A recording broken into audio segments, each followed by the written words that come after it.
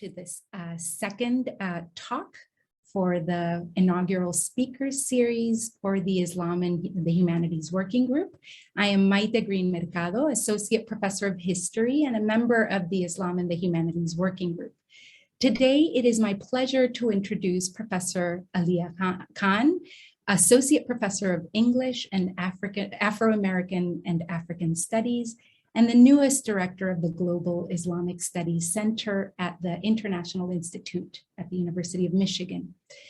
Dr. Khan specializes in post-colonial Caribbean literature and the contemporary literature of the Muslim and Islamic worlds, with a particular focus on the intersections of race, gender, and Islam in the hemispheric Americas, including immigrant communities in North America. We are thrilled to host Dr. Khan today, whose work speaks so intimately to the inaugural theme of the Islam and the Humanities Working Group, which this year is Islamic Matters in Africa and the Colonial Atlantic. She will be speaking to us on her recently published book, Far from Mecca, Globalizing the Muslim Caribbean, published by Rutgers University Press in 2020 and the University of the West Indies Press in 2021. The book garnered the 2018-2019 American Comparative Literature Association Helen Tartar First Book Subvention Award. Dr. Khan is a member of the editorial board of Bloomsbury Critical Guides in Comic Studies, an advisory board member of the Journal of the Study of Indentureship and its Legacies, a longstanding member of the advisory board of the University of Michigan Arab and Muslim American Studies program in the Department of American Culture, and a fellow of the University of Michigan Center for World Performance Studies. I want you all to hear the brilliance of Professor Khan. So without further ado, welcome Professor Aliyah Khan. Thank you for that kind introduction, Maite. Let me share my screen with all of you.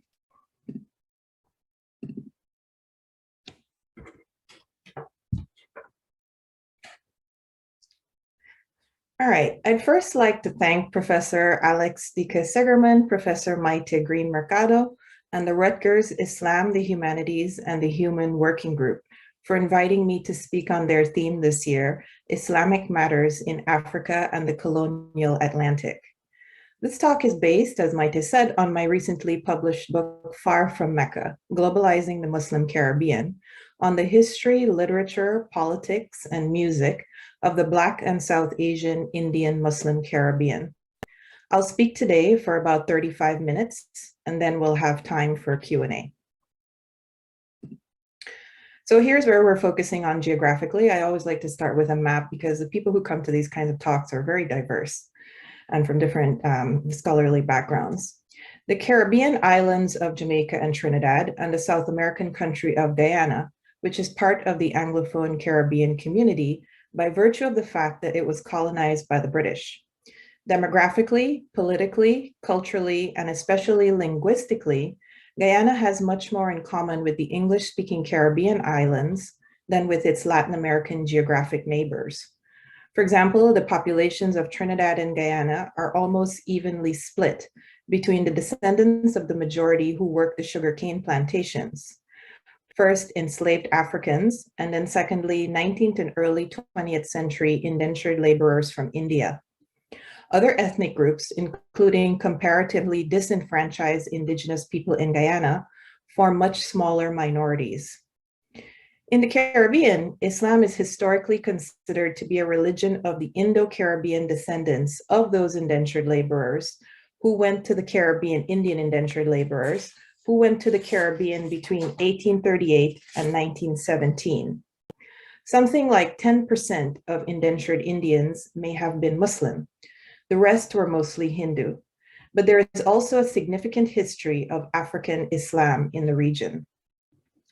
I'll begin this talk by noting some Muslim history in the Caribbean, including the multi-ethnic and multi-religious participation in the 19th century Muslim colonial festival of Taja or Hosay in Guyana and Trinidad.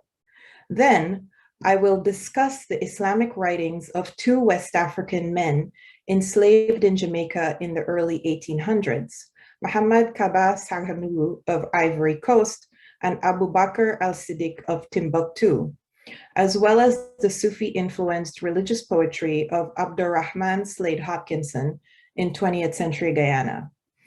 I'm interested in establishing a genealogy of Afro-Caribbean Muslim literature, so I will argue that these men's literary works are linked across a transnational migratory century and a half by a concern with Sufi Muslim ideas of the hidden, batin, and other political religious principles of West African Islam, though Hopkinson is also concerned with, as a post-colonial poet, questions of how the landscape of Guyana, the hinterlands, differs from that of the island Caribbean and what that means for multi-ethnic post-colonial identity. So how many Muslims are there and were there in the Caribbean? Post-independence from England in 1970, the number of Muslims in Guyana peaked at 9.1% and in Trinidad at 6.2% of the population. These numbers have decreased as a result of migration to England and North America. In the early 2000s, Muslims were 13.5% of Surinamese, that includes Javanese and Indian Muslims, and a statistically negligible 0.04% of Jamaicans. You can see from this 1968 Guyana newspaper ad that Caribbean and South American pilgrims from countries like Trinidad, Guyana, Suriname, and Barbados were already traveling together to the Hajj and had a sense of themselves as one regional branch of the Ummah, the worldwide Muslim community. Muslims are certainly a religious minority in the Caribbean, but they are not an invisible one. On July 27, 1990, for example, 114 armed members of the Muslim organization, the Jamaat al-Muslimeen, led by Imam Yassin Abu Bakr, seized control of the government and national television station of Trinidad and held parliament hostage in an attempted coup that lasted 6 days before their surrender to the army and police. In the book, I argue that this event was something regionally akin to the US's 9/11 moment, in the way that it altered perceptions of Muslims in Caribbean public discourse. Imam Abu Bakr actually passed away in Trinidad 3 days ago at the age of 80, but I was fortunate to be able to interview him for the book, since by virtue of this Jamaat al-Muslimeen 1990 coup, he became the larger-than-life original Caribbean Muslim terrorist, according to both Trinidadian and US government authorities. It's also important to note that Abu Bakr, like the majority of the members of the Jamaat al-Muslimeen, was a Black Muslim revert with ties to Muammar Gaddafi's non-aligned Libya and Black Muslim movements in the United States. And also that the 1990 coup, as I've mentioned, is the moment when the Anglophone Caribbean realized that some Afro-Caribbean people, and not just Indo-Caribbeans, were also Muslim. That's the more or less contemporary era. But how many enslaved Muslims, African Muslims, were there in the Americas?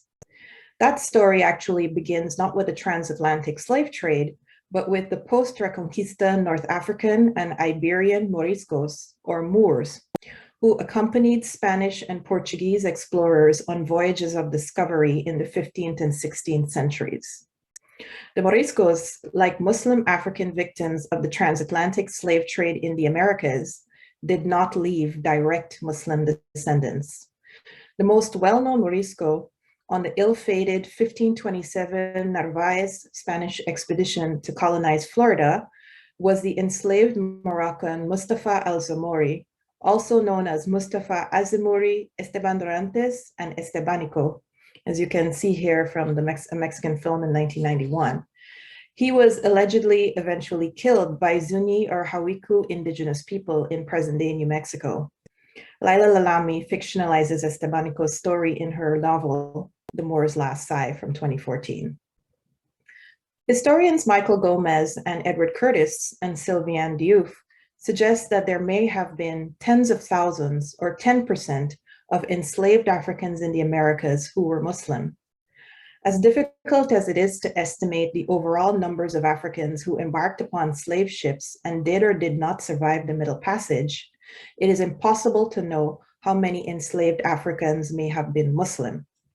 What we do know, though, is that although there were a continental religious minority, there were Muslims of many ethnicities and tribal affiliations living in the West African, Senegambian, and Guinean slave trading regions.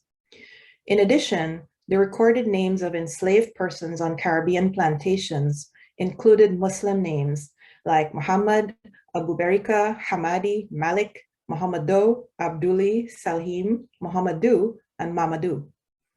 You'll note that none of these names are female. Women are mostly, unfortunately, invisible in the literary archive of enslaved African Muslims in the Americas. There are also records of literate male African Muslims being given preferential jobs like driver and bookkeeper on Caribbean and US plantations, not just because they could read and write, but because plantation owners identified them as racially superior to Central and other Africans, classifying them as Moorish in the tradition of Shakespeare's Othello, rather than as Black Africans. That Moorish racialization of enslaved Muslims is one underexplored facet of how Islam has always been racialized in the Americas, which is an overarching argument of my book. I also discuss in the book that the clearest example of the enslaved African Muslim legacy in the Anglophone Caribbean is that in Guyana, Muslims of every race are now somewhat derogatorily referred to as fullaman, from the West African tribal name fulla or fulani.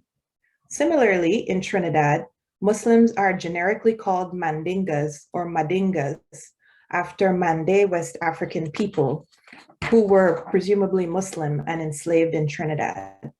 There are also stories of early Indian Muslim indentured laborers in the 19th century encountering African Muslims and their Arabic Qurans in the Caribbean. Many enslaved African Muslims were Sufis. Sufism is the so-called mystical branch of Islam, of the whirling dervishes and the Persian poets Jalaluddin Rumi and Omar Khayyam. In the form of tariqa brotherhoods, Sufism has held strong in West Africa from the 15th century onwards, even when falling out of favor elsewhere.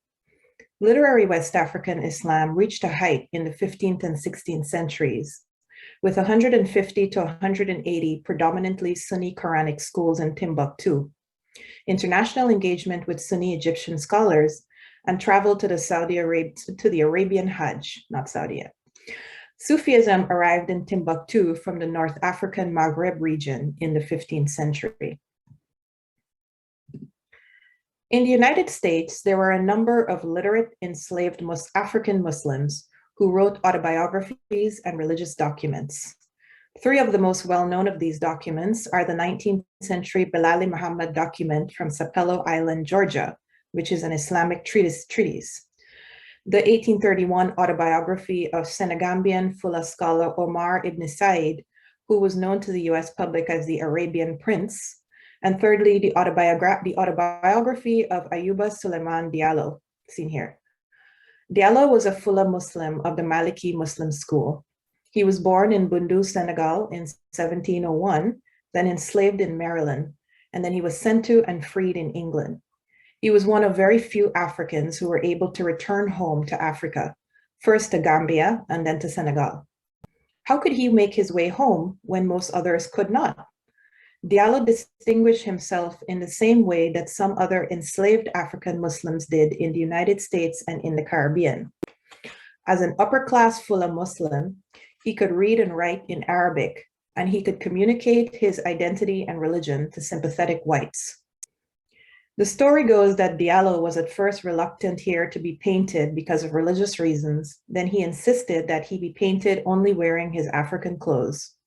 He had to describe these clothes to the English painter who had never seen them. The red bound Quran hanging around his neck, as I say here, is one of three that he wrote from memory. Here are pages from writings by Omar ibn Said and the Islamic manual, the Belali Muhammad document in the United States. In addition to the 1831 Arabic autobiography, The Life of Omar ibn Said, written by himself, Ibn Said left 14 short manuscripts. As is suggested here, he, like the African Jamaican Muslims we'll discuss later, had a complex relationship with forced or pressured conversion to Christianity. Some scholars say he did convert to Christianity, some say he didn't. The Bilali Muhammad document was thought to be a diary or autobiography until translated. It's a religious Islamic text. It can be difficult to translate these documents because they are sometimes written not in Arabic per se, but in Ajami, a mix of Arabic and West African languages like Wolof, rendered into Arabic script. As a side note, I also just learned that the much heralded 1764 English language Quran owned by Thomas Jefferson is on display at the current Dubai Expo, which just opened in October. This year's iteration, of course, of the International Expos of Industry that began in London in 1851. The Quran is on display with a map of Mecca that originally came with it when Thomas Jefferson bought it in London. They are on display at the Dubai Expo in the United States Pavilion, alongside a SpaceX rocket and a NASA moon rock. According to the Library of Congress, which sent the Jefferson Quran abroad for the first time since Jefferson owned it, the Quran, which will be shown for the first 3 months of the expo, will be the, quote, first object on display after guests emerge from a sound and light experience that showcases the US founding principles, particularly its innovations. Jefferson and the Quran are the first example of those goals.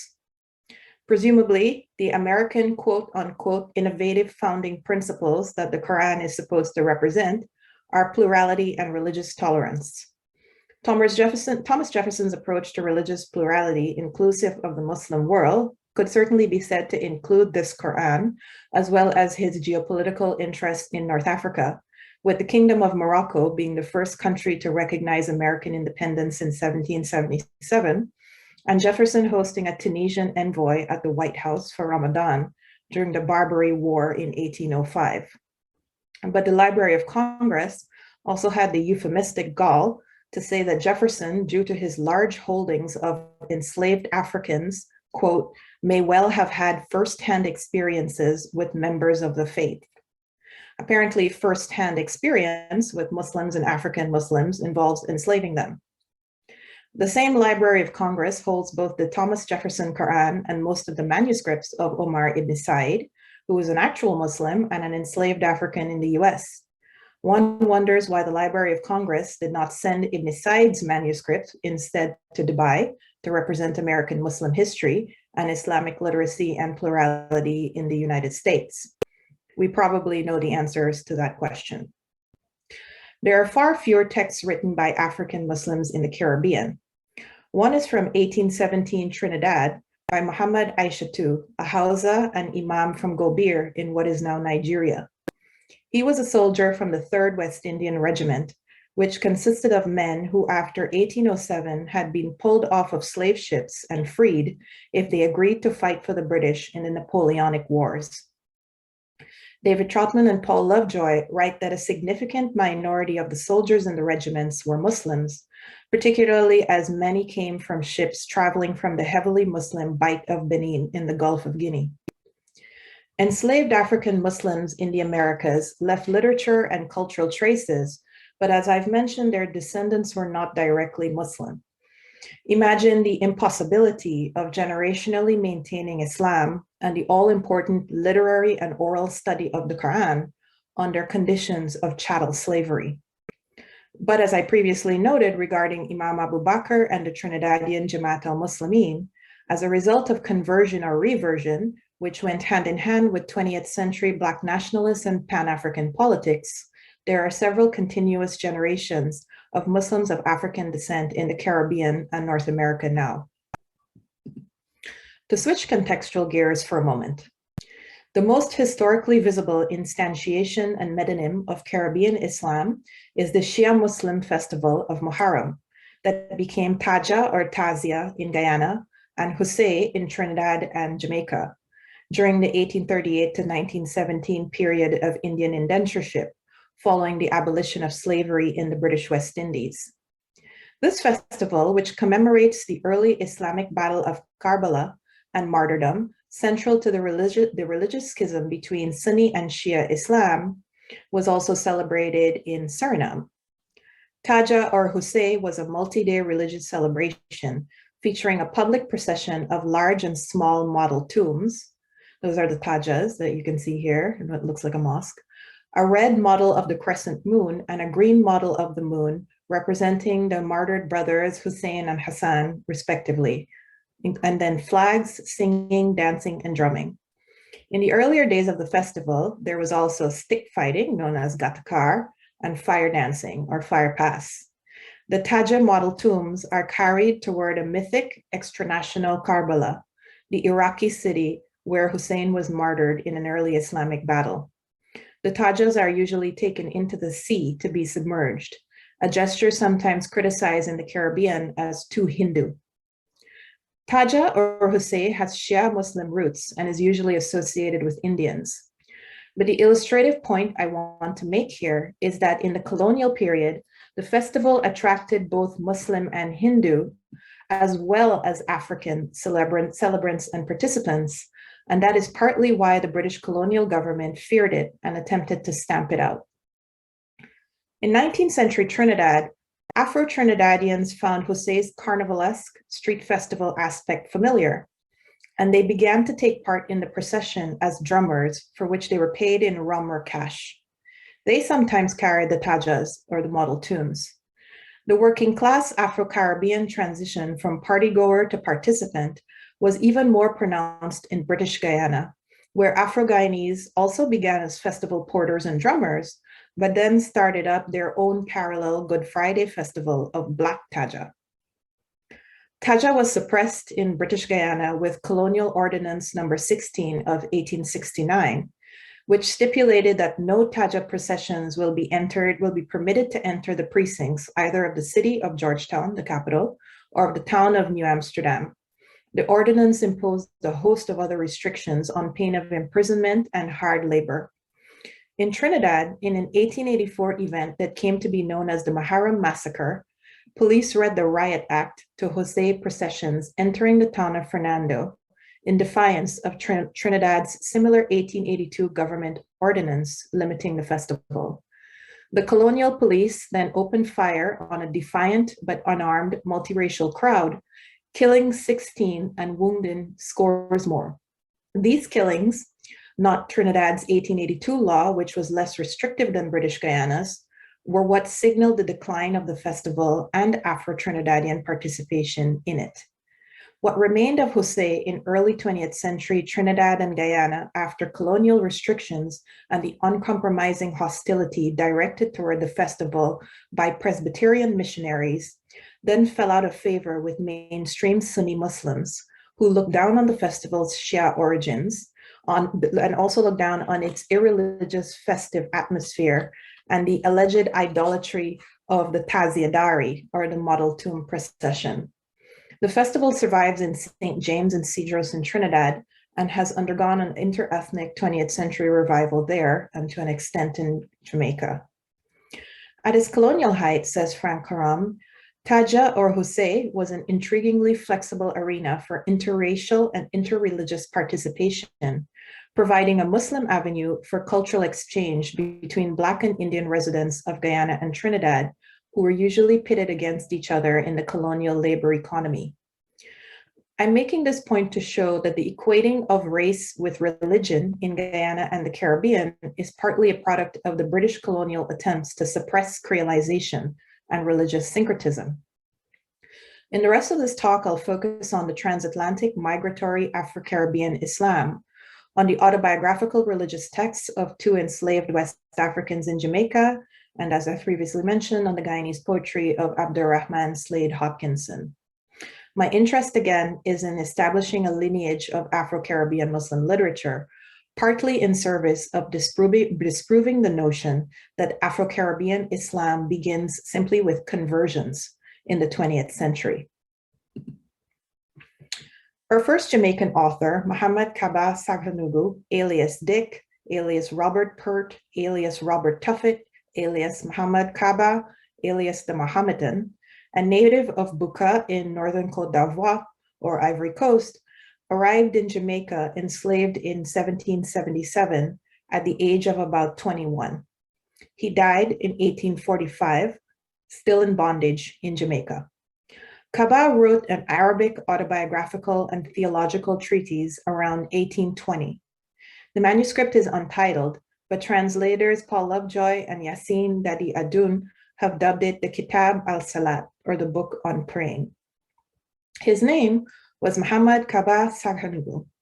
The patronymic Kaba suggests that he was likely a Senegambian Mande or Mandinka of the Jakanke merchant and clerical diaspora.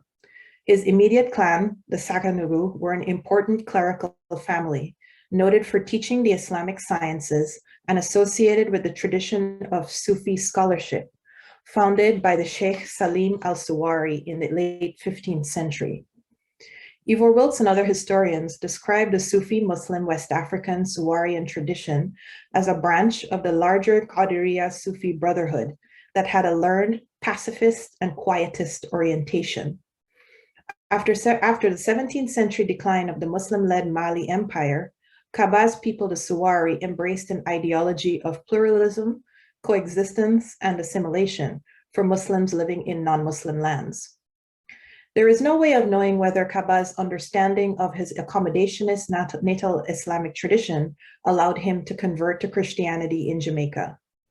He was baptized as a Moravian in 1813, but the interesting thing is he wrote the Islamic Kitab after that. Kaba reported mystic prophesying dreams, which is a Sufi phenomenon, that drove his Christian conversion.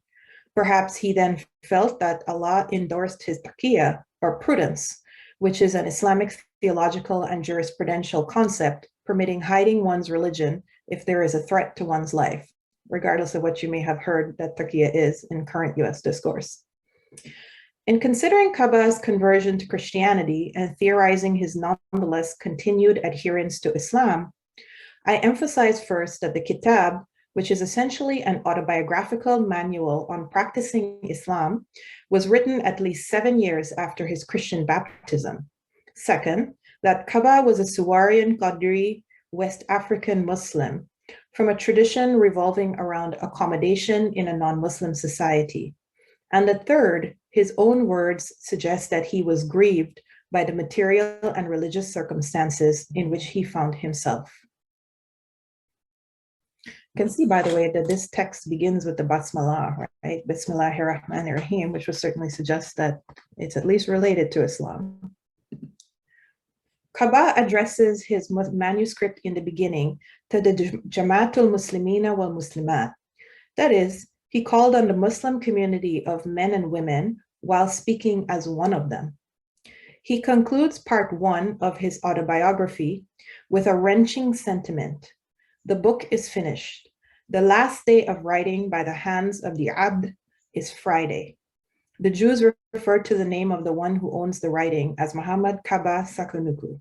I am Muhammad Kaba Saghanugu. I do not know anything of the knowledge of al-Bahr. My memory is corrupted. I am not finding science. I have started asking for pardon day and night. I ask for pardon for every situation.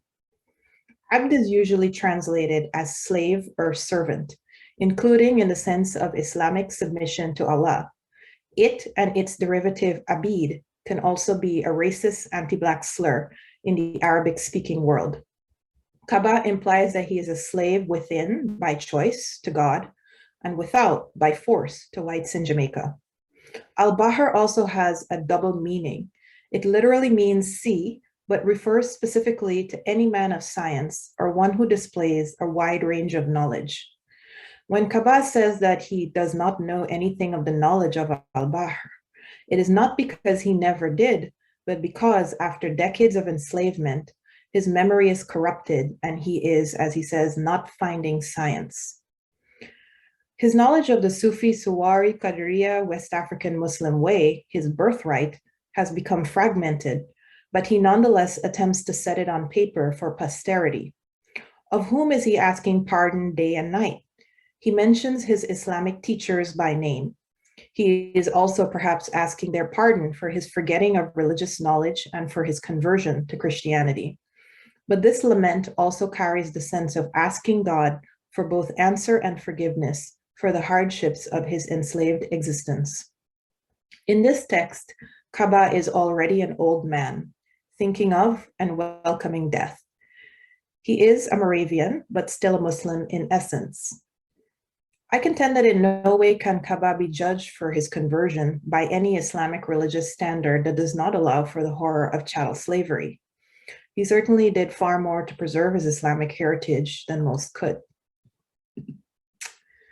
Back to his manuscript, Kaba corresponded by letter with another enslaved Jamaican Muslim, in whom Magistrate R.R. Madden, an abolitionist Irish magistrate in Jamaica with a fascination for Muslim Africans, took a great interest, and whose freedom Madden helped secure. This second enslaved Jamaican Muslim was named Abu Bakr al-Siddiq, alias Edward Donnellan, originally from Timbuktu, Mali.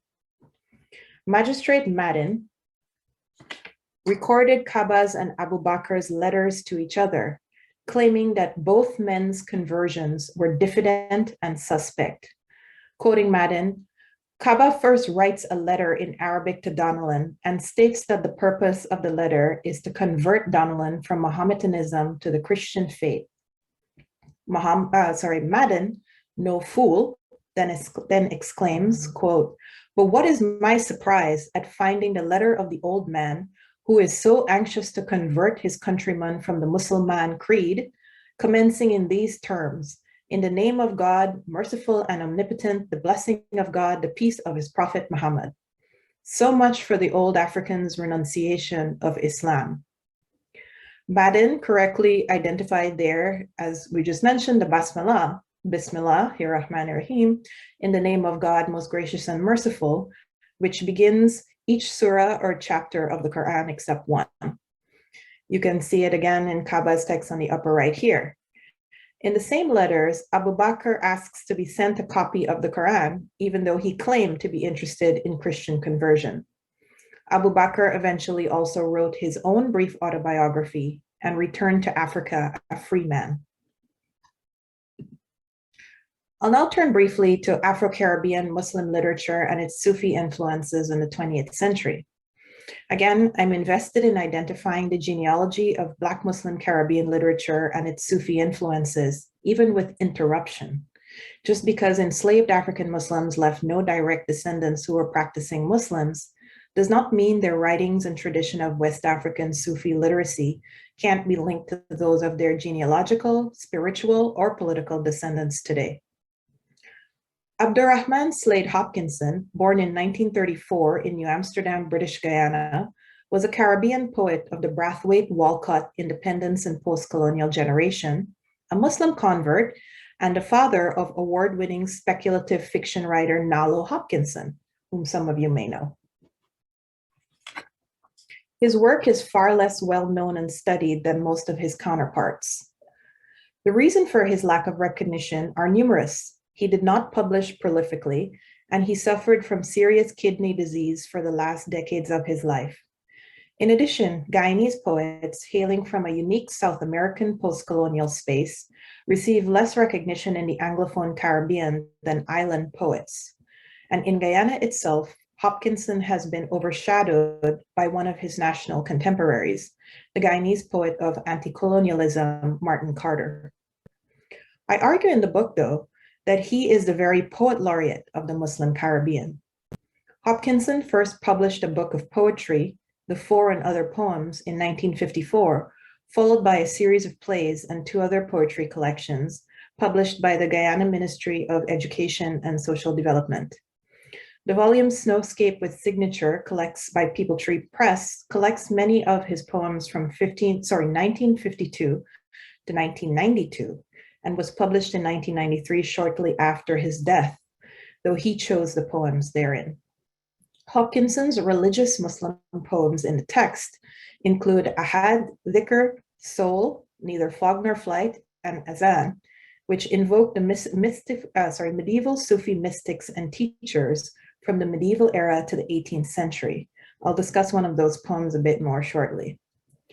The Jamaican poet and critic Mervyn Morris writes in his introduction to Hopkinson's Snowscape with Signature collection that Hopkinson's religious poems are perhaps his most distinctive contribution to West Indian poetry. Hopkinson's work is usually briefly listed in histories of Caribbean poetry as displaying a formal, educated thoughtfulness and stylistic discipline similar to his more famous contemporaries, including Edward Kamal Brathwaite, Mervyn Morris himself, and Eric Walcott.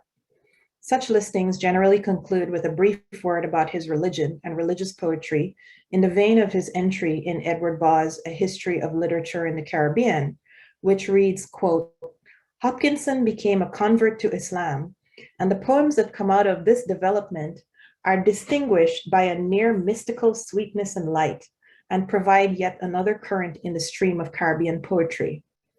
To put it plainly, Caribbean literary critics do not know what to do with Hopkinson's religious poetry, as it engages with a religious current, Islam, that seems foreign to the Caribbean and its majority Christian and African syncretic religions. So the critics defer analysis and speak of the mystical sweetness of light in Hopkinson's Muslim poems, whereas I argue that many of the poems with Islamic themes are both visceral and emotionally wrenching, and are distinct from his poems about Caribbean post-colonial identity and landscape. Hopkinson converted to Islam in 1964. He was explicit about his engagement with the most famous Sufi poets, including Omar Khayyam, Fariduddin Attar, and Jalaluddin Rumi, occasionally naming them in his poems. Hopkinson, the poet, was concerned with the contradictions of faith and the binary struggles of Sufism, between materiality and spirituality, between ego and soul, between divine and profane, and between ecstasy and suffering. He sought batin, the hidden real truth behind what words seem to say. In Hopkinson's religious poetry, he entertains Sufi teachings that suggest those binary oppositions ought instead to be reframed as having the same root and source in the divine realm where truth lies. The poems never quite come to a spiritual or material resolution or peace. The state of being both seeker and observer in transit to unity with the divine is paramount. Hopkinson said in 1977 that his terminal illness had given him a consciousness of death with which he was living quite comfortably and beyond terror. Writing poems had become for him primarily an act of spiritual clarification. Here's a brief poem, Soul, in which Hopkinson's Sufi poetic influences and techniques are clear. I'll read it briefly. Ego must die so that the soul may be born, but ego is identical with the soul. Beloved, resolve in me ad-Darqawi's mystery. You built it into the soul's architecture. On first glance, we already see the typical Sufi poetic invocation of the beloved, who may or may not be God. But the poem is also a reflection on the teachings of a more recent North African Sufi master, not the ones I've mentioned, who also influenced Hopkinson. The ad-Darqawi mentioned in the poem is Moroccan. Sheikh Maleh al-Arabi al-Darqawi, founder of the Darqawiya Tariqa, or Brotherhood, of the Shadhili Sufi order. He died in 1823. In the Sheikh's writings, his mystery is that of the soul and batin, that which is hidden. The Sufi and Islamic theological conflict between the hidden ruh, the immortal soul self, and the nafs, the ego, psyche, or seat of worldly desires. These forces exist together in the living person, and the jihad of life is the struggle between them and the fight to keep the nafs, the ego, in check. In this and others of Hopkinson's poems, the beloved is always God, who is called upon to help the speaker reconcile the conflict between ego and soul, as in fact the resolution, as he says here, is inbuilt by God into the soul's architecture. To summarize, Kaba and Abu Bakr, as African men educated in Sufi traditions who had then been enslaved for most of their adult lives in Jamaica, also faced their mortality, made offerings of their words, and sought spiritual clarification in their writings. The Guyanese Hopkinson's contemporary poetry and engagement with Sufism provides a migratory continuity of Afro-Caribbean literary Islam that reaches across a century and a half to assure Kaaba and Abu Bakr that though they were unable to practice their religion, Islam remains a religion of the Caribbean. I'll end here. Thank you.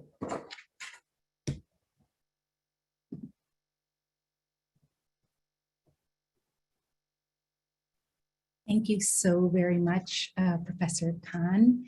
Now we will have a response by Professor Wendell Marsh. Thank you. Thank you so much. I really enjoyed this talk by Professor Khan. She has gracefully brought together a very broad history of Islam in the Atlantic world, but also looked beyond what is often thought of as kind of the documentary traces of the past, and really thought about these traces as texts to be interpreted. And so I really enjoyed these close readings that she offered that, in my mind, establishes what she calls a lineage of Afro-Caribbean literature, starting from Muhammad Kaba Senganugu, but also Abu Bakr Siddiq to Abdurrahman Slade Hopkinson, which I was now aware that he's the father of Nalo Hopkinson, the author of speculative fiction, who's really a fantastic author. So I'm actually trying to contain my excitement at this talk, because there's so much to engage with, but for the sake of encouraging the conversation as opposed to monopolizing it, I want to focus on one element of your talk that I think would be really fruitful for our group, being the Islam, the humanities, and the human. So in the first two figures that you deal with, Muhammad Kaba and Abu Bakr Siddiq, are not unknown figures, right? They're actually quite well known to scholars, right? And their texts have been mined for data about Muslim histories in the Americas, right?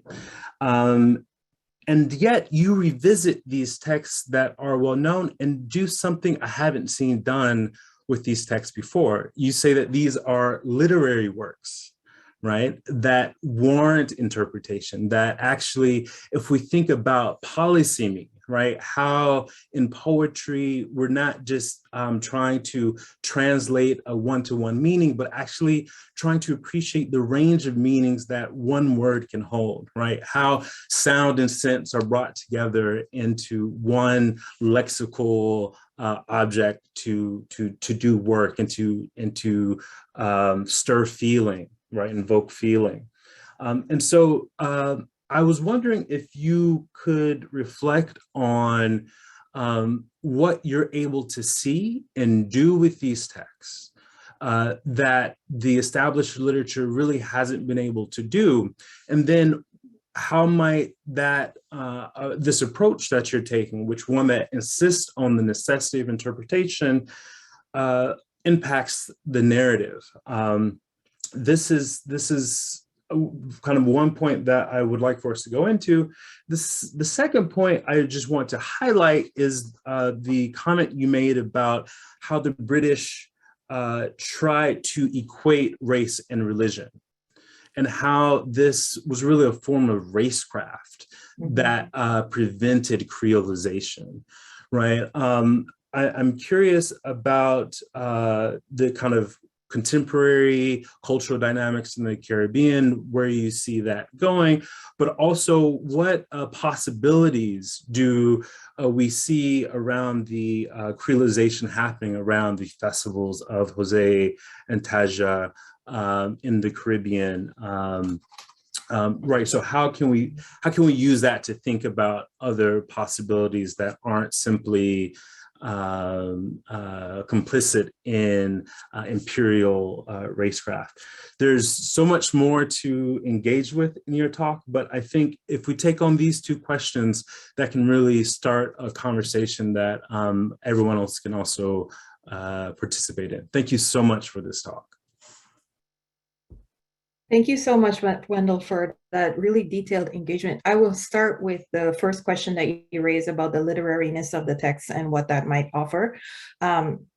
So I am a literary scholar, right? I'm trained in literary analysis, and you're right in saying that these texts have been worked on by historians. And treated as these kind of genealogical historiographic texts, but not necessarily interpreted literarily. It was also too important for me to read them Islamically, in addition to literarily, but like really pay attention to what they were doing religiously.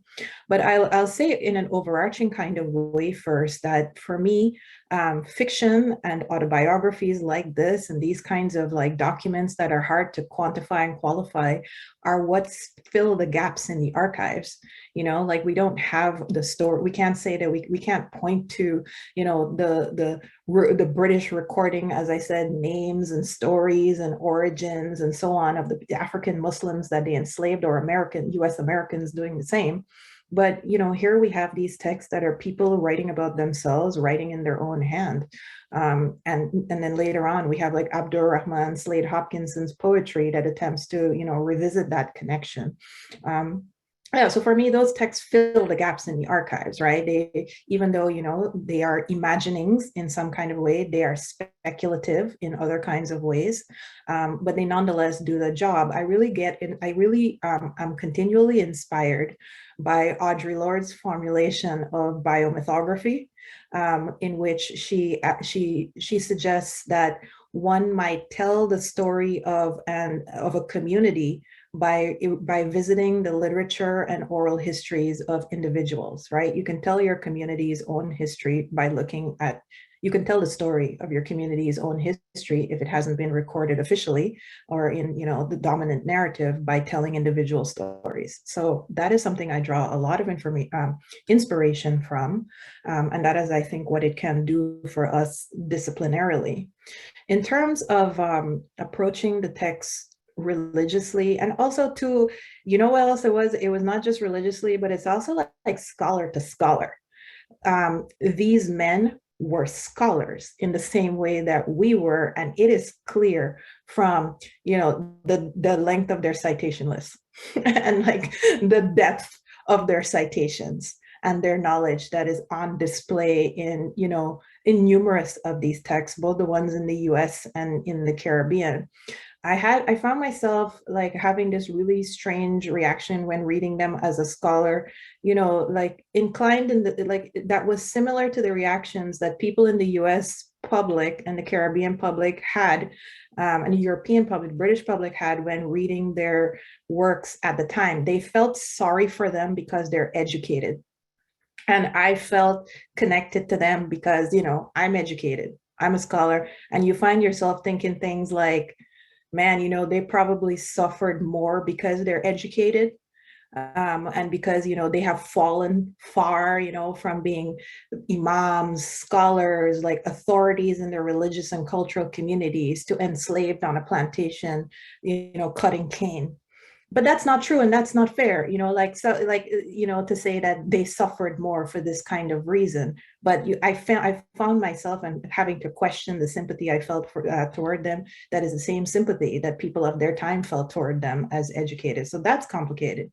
In terms of Islamically, I am a Muslim, and so it was, and so I recognize the formulations that they use as ones that I myself learned how to use as a child when praying, right? And I think that is an important thing, and it is not something that you would necessarily catch if you weren't coming from those traditions themselves, but it's moving, right? And it's identifiable to see them, not just Kaaba, but also the Bilali Muhammad document in the United States and some of the other ones. These formulations, the dua, invocation, prayer formulations are very much the same as the ones Muslims learn now. So many of these texts start off with Bismillah, right? And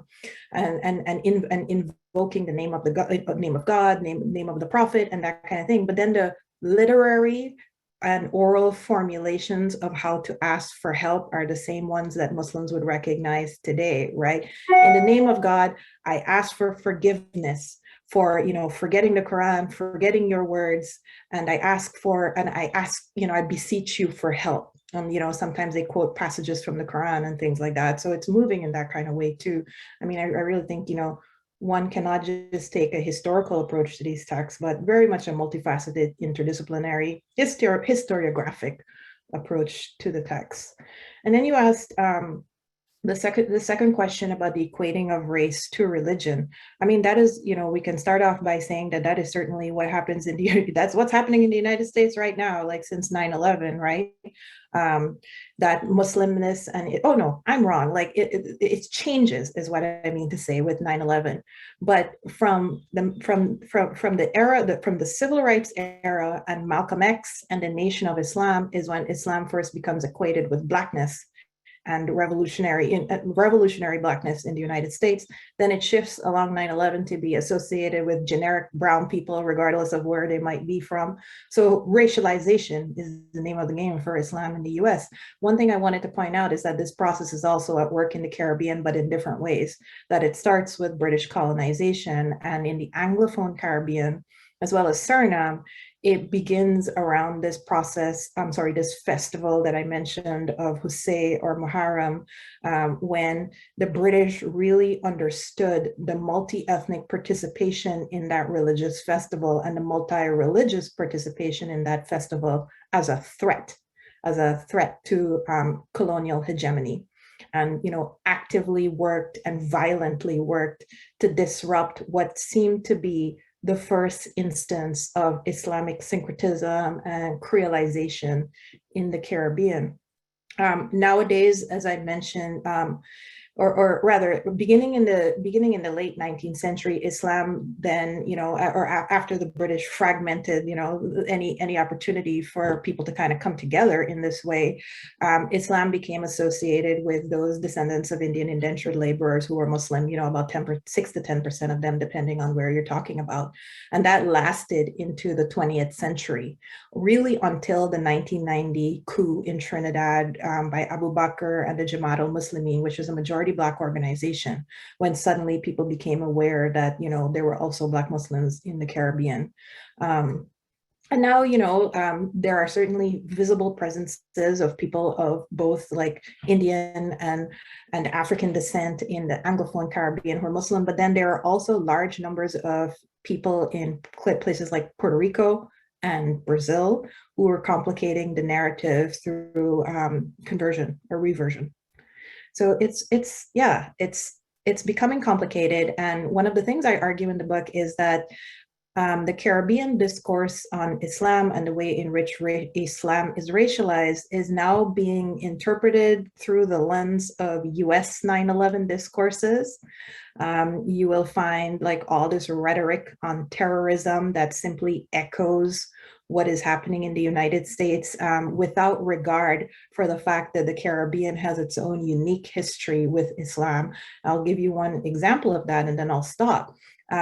Right after 9/11, when the world was trying to figure out who these Muslims are and, what is terrorism and all this kind of stuff, what the Trinidadian government did was their reaction to 9/11 was to immediately go to Abu Bakr's Jamaat al-Muslimeen compound and search it. Even though Abu Bakr and the Muslimeen had no connection whatsoever to 9/11 or to, anybody associated with 9/11, they immediately ran to Abu Bakr and said that, well, he was a terrorist, he might know something about that, even though his concerns were national and local Trinidadian ones. Mm-hmm. So right away, implicating the local in the global. Mm-hmm.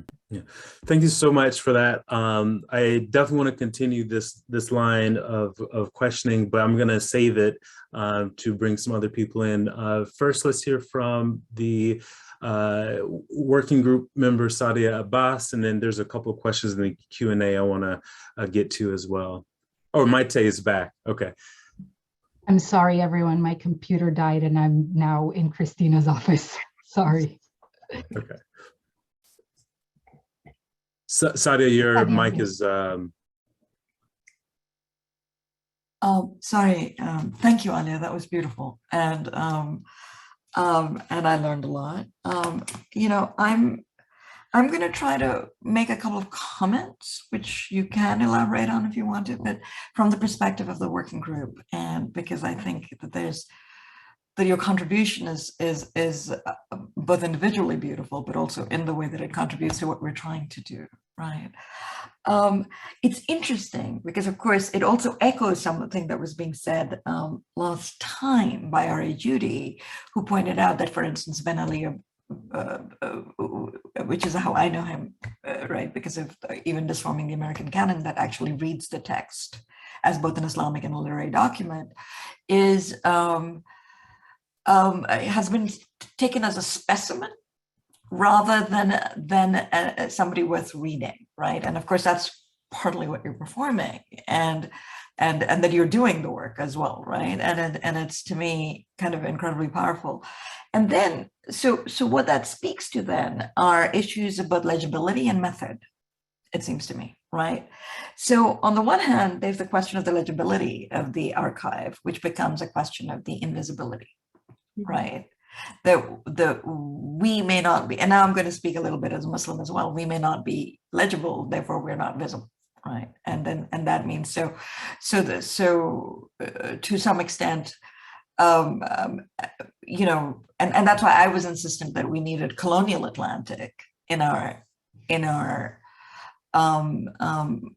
you know, sort of inaugural theme as well, precisely because the colonial kind of allows us to think about a lot of the things you're talking about, right? For instance, the fact that this is happening in the 1800s, and there's what you're calling the Taja procession, which in South Asia is called the Tazia procession, right? Which the Indians the British would have known from the fact that the Shia population was so absolutely central to power in Lucknow and in North India, right? And a lot of their kind of colonial codes were coming out of navigating the relationships with those populations, right?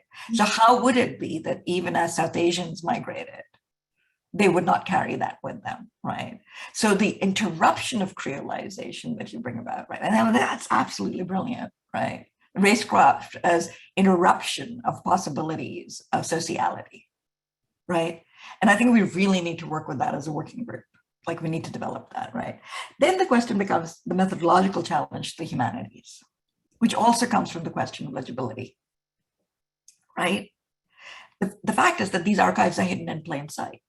Mm-hmm. So why have we not engaged them up till now, right? And that's actually the challenge, right? I mean, the challenge is actually a critique of us as scholars, right? And now I speak as a member of the American Academy or the Anglophone Academy, right? It's right there. I mean, of course, I can read the Bismillah, but you know, because I don't understand Arabic, but I was taught as a good Pakistani child to read Arabic without understanding a word, right? But the bigger issue is the question of method. If we take seriously the histories that people like Wendell are putting out, that R.A. Judy have put out, that you have put out, that Michael Gomez has put out, right? That Maite is working on, right? I mean, that if we take these histories seriously, then we have to reimagine the humanities, and in this case, literary scholarship, because you and I are literary scholars, from the ground up, right? And here, and I'm going to do something incredibly reactionary, I'm going to quote T.S. Eliot, right? When Eliot talks about tradition and the individual challenge, he actually says that each new edition makes us reorient the whole, right? So the question then becomes, what happens when you come along with this and you're going to reread Caribbean poetry in this way, through Slade Hopkinson, was it, right? Because what you're then saying is, what does it mean if we rethink the entire canon from this moment, right? And so in that sense, reading Islamically becomes interesting, of course, because reading poetically means attending to all the genealogies and attending to all the historicity of something. We've been doing that. I'm an early modernist as well, and I read Christian poetry. We do that anyway. I mean, there was a challenge in the 70s and 80s, or the 80s rather, to rethink Christian poetry and to take the Christian content seriously, right? Milton's not just an epic poet, he's also a particular kind of Protestant, right? That is going to inflect the formal issue too. So, I mean, I guess what I'm saying is that, right, all of those things that you're bringing together here are a challenge for us, but also a gift to us, right? To reimagine method, right? In some kind of way that is archivally holistic, right? And I'm not going new age here, but that actually needs to make us rethink the parts in order to think the whole more capaciously with a kind of greater, I think, methodological intelligence in some sense. So you can respond to that, and or and I don't want to take more time, but I do want to say that this is, as we go forward, this is something that we have to think about very deeply. So thank you. Yeah, thank you so much for your points. I'll respond to a couple of them in a kind of maybe what ends up being a little bit of a roundabout way. But I think, first of all, I want to say that your own work provides a model for contesting the dominance of the secular in post-colonialism, right? And contesting the removal of Islam as a metric by which to, think about post-colonial literature. So that said, yes, I think we should be rethinking the canon all the time.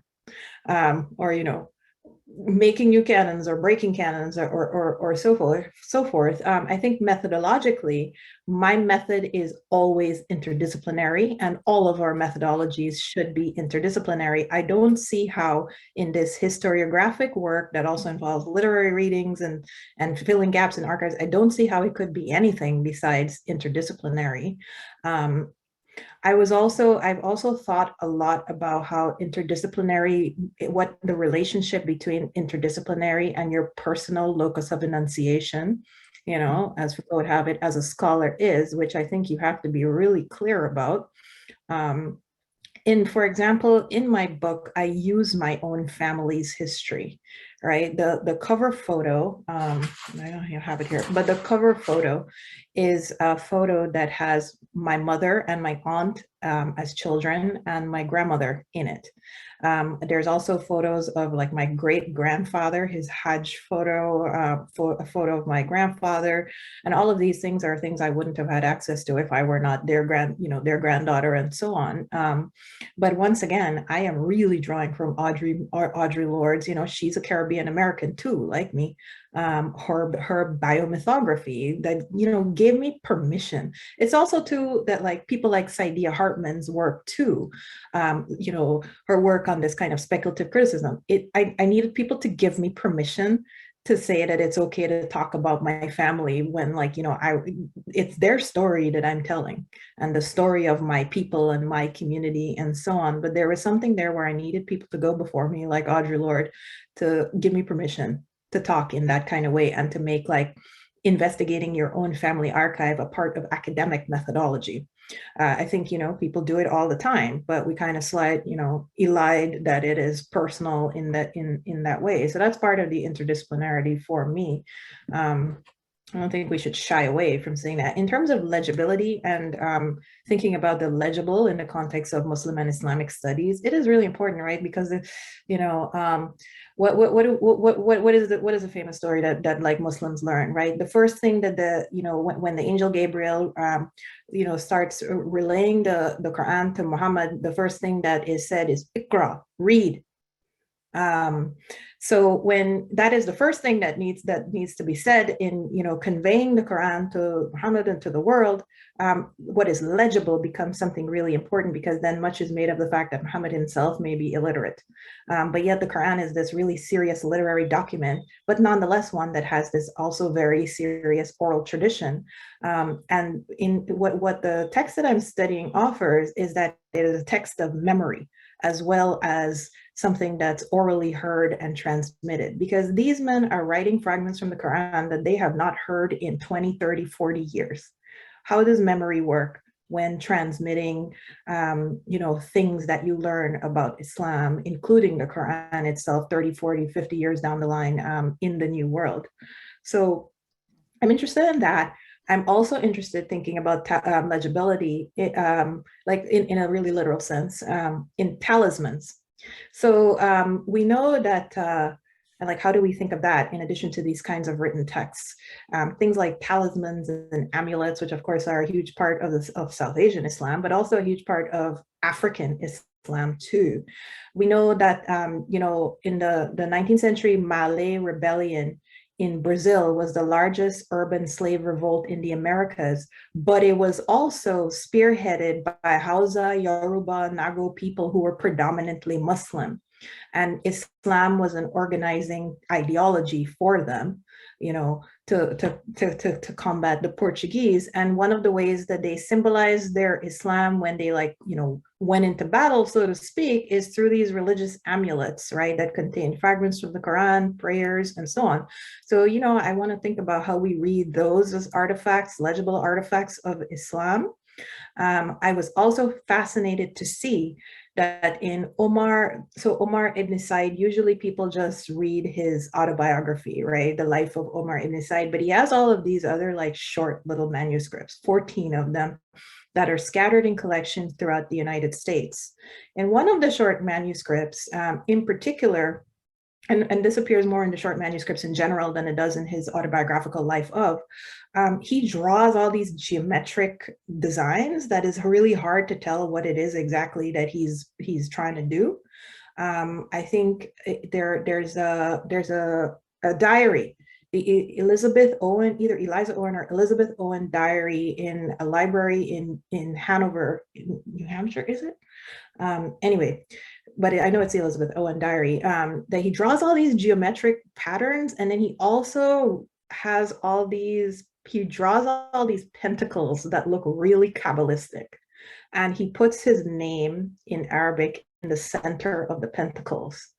And so no one has ever tried to figure out what he's trying to do there, but it's also important to note that this kind of talisman and like talisman making symbol and like symbolic creating of symbols was important for African Islam of the era. So I really like to see somebody try to read his drawings and his like mystical symbolism in addition to the text. I don't know if I feel equipped to do it, but someone should. I love that last part, Aliyah. So we're going to go to a question, one of the questions in the chat box, and then Alex, of course, you'll have time to ask your question. But there is one question from Yusuf Carter. I wonder about Muhammad Kaba's use of the term science and its apparent loss in his writing. I wonder what word was used here. Makes me think of the notion of religious sciences or ilm, ulum, and further the manner in which tasawwuf and certain inward knowledges can be described as sciences. Are you able to expound a bit on this?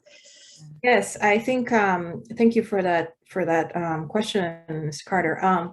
I think you're right in saying that he means the Islamic sciences in the traditional sense of the Islamic sciences, which aren't just necessarily about hard science, right? They're not just about like, what are the physics of the world and so on, but they include things like medicine and medical knowledge, but it also includes things about the spirit, the soul, how to heal that.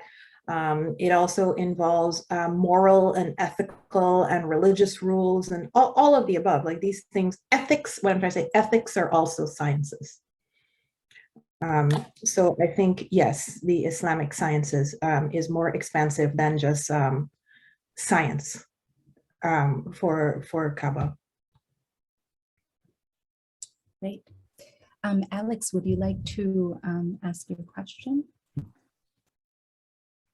Sure. Thank you, Aliyah, for this wonderful talk. I'm having so many great thoughts. So thank you for sparking those. So I just wanted to relate us back again to the theme of this year. In particular, you mentioned that you strove to be interdisciplinary in your work, and that's definitely clear. And so as the art historian representative today, I just wanted to ask about the materiality of some of these sources, if you could just talk a little bit about that. And there's also a question in the chat that says, could you share your sources with us, particularly the Jamaican Islamic text by Muhammad Kaba? So you had sort of a black and white photograph of that, but if you could just talk, you were mentioning the pictures and the diagrams and the Omar Ibn Said manuscripts, but if you could just sort of like a nerdy art historical question, tell us like, what is it like to handle these? What's the paper like? What's the ink like? When you mentioned that the Quran, Thomas Jefferson's Quran traveled, but not the manuscript page, these are the Omar Ibn Said. I was also, I mean, obviously there's like a political aspect to that, but also maybe just sort of conservation, like how delicate are these? So just to talk a little bit about the materiality, what they're like today and what they might have originally been like, to add that interdisciplinary tact to courses. Yeah. That's a really interesting question. And yeah, I saw Belinda Edmondson's question about where the Kaaba text is from.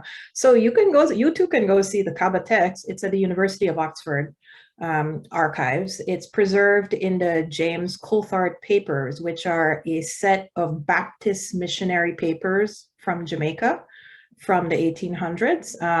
And a lot of these texts were preserved, or some of these texts, rather, let me say that. Some of these texts, particularly the ones in the Caribbean, were preserved by Baptist missionaries and Christian missionaries, right? Which is, kind of an interesting Christian missionaries who took an interest in something that was also religious, not Christian, but also that means they identified it as religious in some ways and worth preserving. So yeah, you can go and see Kaaba's manuscript at the University of Oxford. So in most cases, they're crude's not the right word, but like they don't have access to like nice paper. So the paper itself tends to be like really, really kind of like coarse stuff that you might use for like wrapping. The binding is usually sewn, by hand in like as well as people can manage. The binding is also usually like cow leather. As you could probably maybe see a bit from some of those images. The ink is standard India ink for the most part, but yeah, it just has the feel overall of these kind of browned and yellowed texts. The Baptist missionaries didn't necessarily use anything close to contemporary artistic preservation methods to handle them. So they are what they are. They're not deteriorating to the extent that you might think, because but they're still objects, right, that will experience deterioration without further preservation. They're not particularly being preserved in any concerted way. Like you'll find them in a box with like missionary papers in these British library collections, and of course the British were the nation of shopkeepers who kept records of every single thing on earth. So they literally have boxes upon boxes, like thousands of boxes of colonial archival materials scattered around the UK. So you'll find them in boxes like that. There's another question, anonymous question, but I wanted to say that as an early modernist and as a specialist on Moriscos, I was very, very happy to see you mention the Moriscos in your talk. And I was actually thinking, because last week I participated in a conference that we organized here at Rutgers on race in the pre-modern world, that it would be very nice to engage with the more recent scholarship coming out on racecraft and racialization of slaves in the early modern period. I mean, 16th, 17th century. So I think that'll be a really exciting conversation between that scholarship and your work. So I was super happy to hear about the Moriscos. There is an anonymous question. Great talk. Lots to chew on here. Love the Audre Lorde and Saidiya Hartman connections. Could you elaborate on the racialization of Caribbean Islam and Indo-Caribbean, and therefore not Creole, or so the formulation goes, by the colonial authorities who saw the multiracial celebration of Jose as a threat? Aren't contemporary Muslimeen beliefs still seen as in line with Black nationalism and therefore part of the lineage of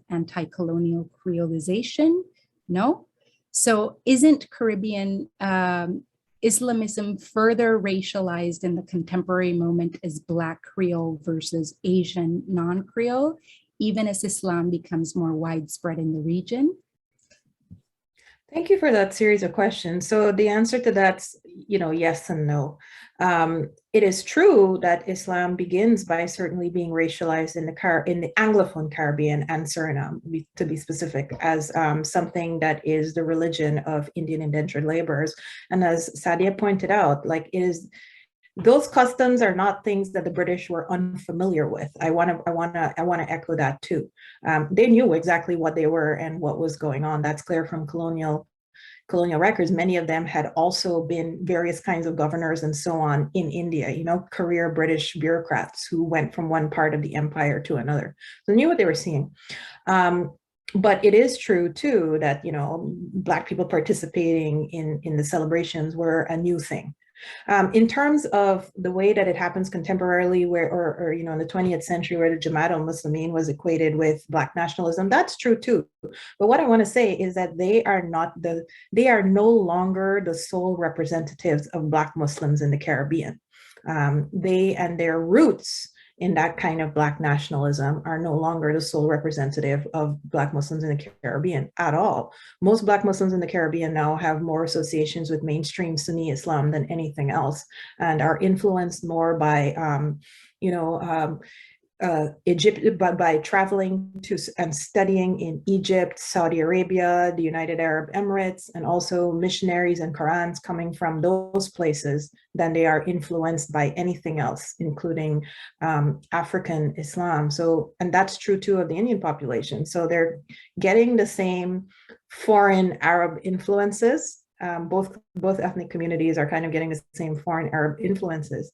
Let me see. In terms of the other points the person was asking, I think, I just want to say that most people are different now. Their influences come from very different places. Oh yeah, I remember what I want to say. Another way in which I guess you could say Islam is perceived or seems to be more multiracial now in the Anglophone Caribbean is that in the last few years, it has not escaped observation in Trinidad and in Jamaica in particular, and also too, it has not escaped the attention of US intelligence that several hundred Muslims from the Caribbean went to fight in the Islamic State in Syria and Lebanon, right? So that's something that US was very concerned about, and suddenly noticed after a while that there were Muslims in the Caribbean, and there's all this stuff from the Secretary of State about what to do about that and how weird it is and so on. But what's interesting to note is that the people who went to fight for the Islamic State, primarily from Trinidad and from Jamaica, demographically speaking, they were both Black and people of Indian descent. And they interestingly were demographically a little different too from the majority of people who went to the Islamic State from elsewhere. They're families. So people tend, as opposed to single young men or single young women, people tended to go and bring their husband, wife, and kids with them. So that's another way in which I think the racialization of Muslims in the Caribbean has gone far beyond the thinking about them as just Indian, or thinking about the Jamaat al-Muslimeen as the representative of Black Muslims in the Caribbean. There's much more going on now. Wendell, did you want to ask a question? Well, I see this comment by our colleague Zain Abdullah, which I think is a really important one. He's kind of elaborating on the whole question about the geometric figures in the manuscripts. He's worked on some of this. I think Yusuf Carter also mentioned that in Bailo and Commerce. I know his work. Are working on that. I just wanted to go back to the Muhammad Kaaba text, which really, I've read it before, but something about seeing it in the context of your presentation made me kind of see two things. Really the first line, right, where he refers to the Jamaat al-Muslimeen and Muslimat. So the kind of directly addressing both males, Muslim males who are visible in the archive, and Muslim women who are not. And I want to connect this to you mentioned Hartman and the kind of work of critical fabulation and the importance of speculative criticism in addressing the gaps and the lacunae in the archive. So usually when we think about the archive, it's enslaved African men who are visible. There are many historical justifications that explain this, right? That there were more men who were taken across the Middle Passage than women. I think it's the figure is that, 2/3 were male, 1/3 women. And so just proportionally speaking, that there are more enslaved Africans who are men than women, right? This is the kind of demographic explanation. But there's an example that we have of an enslaved African woman by the name of Majig Njai, who's very similar to Ayuba Suleiman-Jallow and kind of these other figures who come from the Senegambia. Now, what strikes me as so interesting is that when we talk about Majig Njai, also known as Anna Kingsley, who is in the kind of Florida colonies, I believe in 18th century, who eventually runs she's kind of the concubine of the slave owner and comes to kind of manage the plantation herself under kind of the Spanish colonial order. She's coming from a deeply Muslim context. And yet she isn't remembered as being Muslim. And in these narratives, when we're retracing the lineages of Islam in America, I haven't really seen her invoked as being a part of that lineage. And so she's occluded in many ways. And so reading the Muhammad Kaaba in this context and thinking about what is manifest and what is hidden, and also trying to think about a method that could help us work through some of this. The case of Majig Njai and Kingsley is someone who I think is who we should think about. And we should critically fabulate of what would this kind of lineage of Islam, of enslaved Muslim women also look like. That's a really interesting point, and I really like that as an approach to trying to figure out what's happening with Muslim women in the Americas. Like in the case of in the case of Anna Kingsley, whom of course that's how we all know her as, like, she's not even usually talked about as being Muslim or related to Islam in any way, right? It's always this story of like how she rose from her enslavement in Cuba to acquire power. And acquire her own properties. Like that's the story. But I really like, that would be so beautifully done, right? To think about like Kaaba's invocation of the male and female members of the community, thinking that maybe he's addressing the entire ummah, right? Which consists of both, which certainly for him consists of both men and women, regardless of if he's talking to the ummah in the New World or the ummah in the whole world. I really like that. Thank you. We have one more question that we can take in the Q&A from Alfred Granger. Good afternoon. I wish you had time to elaborate on the history or lack thereof of mixed Hussein celebrations, but time is short. However, as an older Guyanese who was a teenager in the 70s and who experienced the 90s Trinidad Revolution uprising from far away, New York, my question, can you elaborate a little on your conversation with Abu Bakr, your scholarly and gut impressions, his influence on the general Islamic community in Trinidad? So thank you so much, Mr. Granger, for coming. I have known Mr. Granger since I was a child in Guyana, but I really appreciate you coming. So this is a really interesting question about my conversation with Abu Bakr, or rather a couple of conversations with and interviews with Abu Bakr. What struck me the most about this man who has been, depending on who you talk to, villainized or lionized as the Caribbean's #1 terrorist, is that Muslim terrorist, is that he was really funny. Like the guy was just like a post-colonial jokester, V.S. Naipaul level, like post-colonial satirist and jokester. You know, he could turn a phrase really well. He was really hilarious, and he loved the fact that he was, you know, people call him one of the calypso kings of Trinidad, because it's interesting to note that when he took over parliament, right, because this armed coup succeeded in taking over parliament and holding the members of parliament, including the prime minister, hostage, as well as taking over Trinidad's radio and television stations at the time, national radio and television station. One of the first things he did was play his favorite calypsos on national radio nonstop. This is not something that you would necessarily associate with a Muslim revolutionary. Again, one of the things I argue in the book is that Muslim Caribbean people have a really particular relationship to the theology of and permissibility of music in Islam. But so he really loved that. And, you know, he was a very personable character, but also very sharp. I really, he knew, you know, he was years past his prime and engagement with, you know, the political Islamic world and his like nefarious dealings with Libya and all of this Cold War dealings. But he was really on top of exactly what was happening in the Muslim world with Islam in any place and any time. He knew what was happening in Syria, what was happening in Lebanon, what was happening in the US.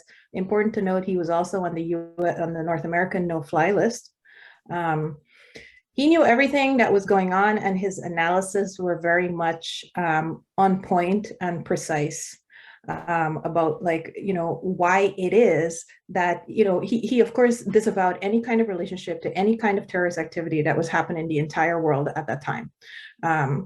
But he was very much on point about why it is, you know, when asked this question of like, why do you think young men, you know, engage in these kinds of activities or become radicalized or whatever, he knew exactly why. He was like, well, you know, there are all these wars going on in the Middle East, and this is American imperialism and so on. So even though we associate him now as being tied to this local compound in Trinidad, and he can't even travel outside, he could not even travel outside of it. As I said, he passed away a couple of days ago. He was very much on point in terms of what's happening in the world. His son, Fuad Abu Bakr, is now a politician in Trinidad, and, you know, like, now everybody's waiting to see what kind of, how much he's going to engage with the legacy of his father.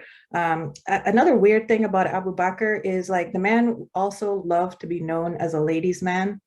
It's gross, but it's true. He had 3 wives, and, you know, it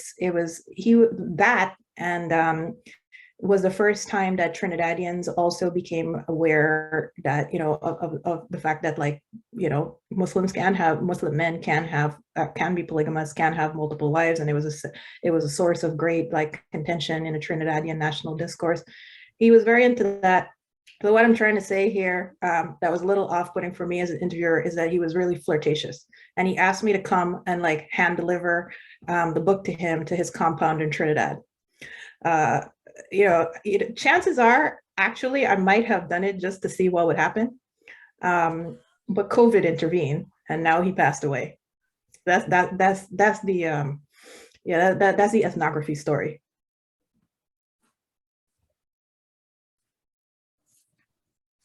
Well, thank you so very much, Professor Khan, for this wonderful, wonderful talk, and for the wonderful conversation that we've had.